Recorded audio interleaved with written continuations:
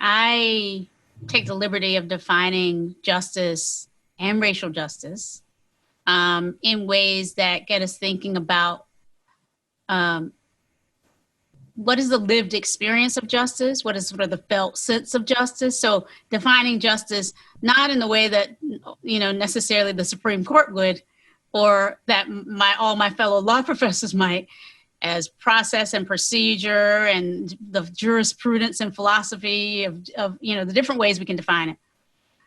I take my kind of intellectual kind of cues on this part from people like Martin Luther King Jr. and Cornel West and Gandhi, people who have worked to transform societies, and in that work given us a sense of what justice means. And so for Cornel West, for example, justice is what love looks like in public.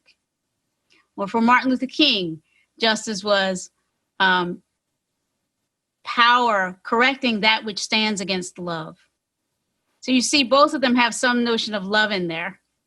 And so for me, there's some notion of like a public facing, robust, not the hallmarky kind of syrupy, commercialized notion of love, not the two against the world captured notion of love, but this kind of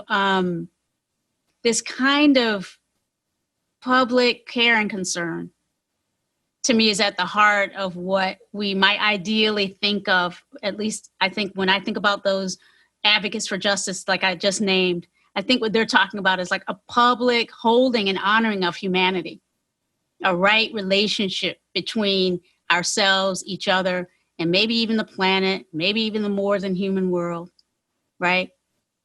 So I define justice as love in action, you might say, and racial justice as love in action to alleviate the suffering that racism causes us all.